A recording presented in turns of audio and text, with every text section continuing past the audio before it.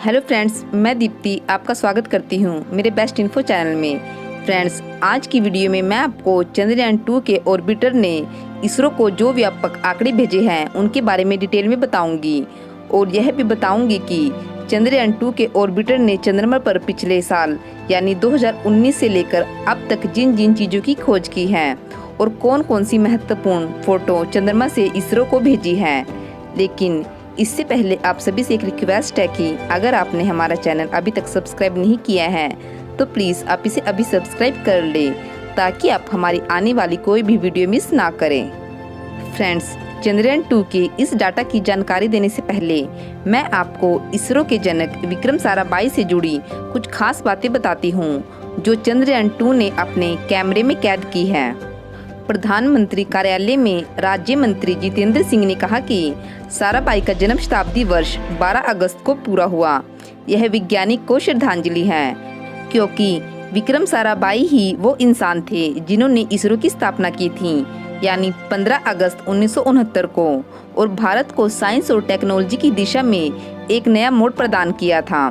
Friends, आपको बता दें कि चंद्रयान 2 ने चंद्रमा की कुछ तस्वीरें कैद की है और उसके एक क्रिएटर का नाम भारतीय अंतरिक्ष कार्यक्रम के जनक कहे जाने वाले विक्रम साराभाई के ही नाम पर रखा गया। साराभाई एक महान दूरदर्शी इंसान थे।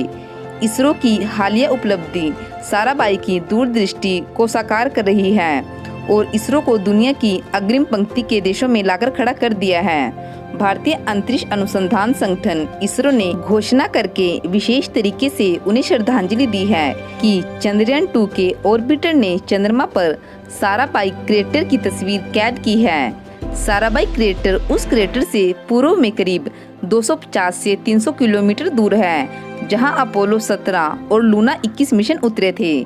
साराभाई क्रेटर की खींची गई यह 3D तस्वीर दिखाती है कि यह उठे हुए किनारे से करीब 1.7 किलोमीटर गहरा है और क्रेटर की दीवारों का झुकाव 25 से 35 अंश है। इन खोजों से अंतरिक्ष वैज्ञानिकों की लावा से भरे चंद्रमा के क्षेत्र पर प्रक्रियाओं के बारे में समझ और जानकारी दिन प्रतिदिन बढ़ेगी। चंद्रयान 2 डिजाइन के अनुरूप काम कर रहा है और अहम वैज्ञानिक डाटा प्रदान करता है।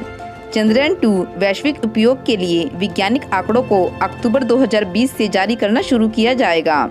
चंद्रमा के दक्षिण ध्रुव पर उतरने के उद्देश्य से चंद्रयान 2 को 22 जुलाई 2019 को प्रक्षेपित किया गया था।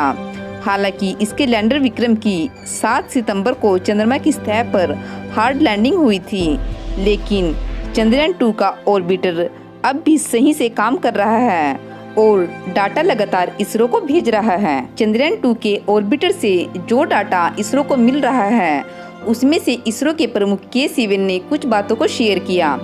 इसरो ने कहा कि चंद्रयान 2 के ऑर्बिटर ने चंद्रमा के दक्षिणी ध्रुव पर बर्फ अथवा पानी की मौजूदगी के प्रमाण मिले हैं, क्योंकि दक्षिणी ध्रुव पर बर्फ और पानी की मौजूदगी होना भारत की एक और नई खोज है, क्योंकि दक्षिणी ध्रुव की जानकारी जुटाना सबसे मुश्किल काम था, क्योंकि चंद्रमा पर 14 दिन की रात और 14 दिन का एक दिन होता है। ऐसे में ये आंकड़े सबसे महत्वपूर्ण और जरूरी है। चंद्रमा पर खनिजों की मौजूदगी का प्रमाण देने वाले एक्सरे आधारित इंफ्रारेड स्पेक्ट्रोस्कोपी के आंकड़े और चंद्रमा के वातावरण के मध्य से उच्च अक्षांश पर आर्गन 40 की मौजूदगी से संबंधित चंद्रमा के अंतरिक्ष वातावरण में संघनन योग्य यह आर्गन 40 गैस पोटाशियम 40 के रेडियोधर्मी विघटन से उत्पन्न होती है। इसरो के प्रमुख के सिवन ने बताया कि ऑर्बिटर अब भी चंद्रमा की कक्षा में चक्कर लगा रहा है। उसके 8 अत्याधुनिक उपकरणों से इसरो को बड़े पैमाने पर आंकड़े मिल रहे हैं। ये आंकड़े अत्यंत उच्च कोटि के हैं और भविष्य में इन आंकड़ों के आधार पर कई महत्वपूर्ण शोध पत्र प्रकाशित होंगे। उन्होंने बताया कि ये आंकड़े इसी वर्ष मार्च 2020 में जारी किए जाने वाले थे, लेकिन कोरोना महामारी के कारण अब वैश्विक समुदाय के लिए इसे अक्टूबर 2020 से जारी किया जाएगा। ये आंकड़े शोधरत वैज्ञानिकों के लिए उपलब्ध होंगे, जिससे चंद्रमा के कई रहस्यों से पर्दा उठेगा। इन शोध परिणामों से भविष्य के मिशनों को भी दिशा निर्देश मिलेगी।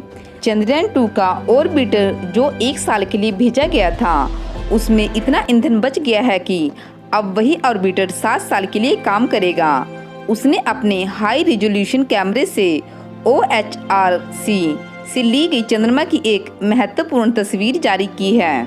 यह जो तस्वीर चंद्रमा के दक्षिण ध्रुव के 2 क्रेटरों मैजिनस सी और सिम्पेलियस एन के बीच के क्षेत्र की है। दरअसल लैंडर विक्रम को इन्हीं 2 क्रेटरों के बीच उतरना था, लेकिन हार्ड लैंडिंग के कारण वह इन दोनों क्रेटरों के बीच तय लैंडिंग स्थल से कुछ दूर जा उतरा। इसरो ने कहा कि यह क्षेत्र भविष्य के मिशनों के लिए भी चिन्हित किया गया है।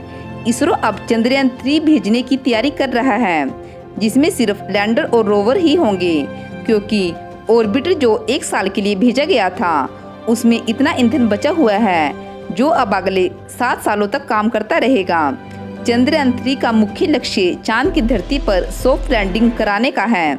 इसके साथ साथ नई खोजों को दिशा निर्देश प्रदान करना है।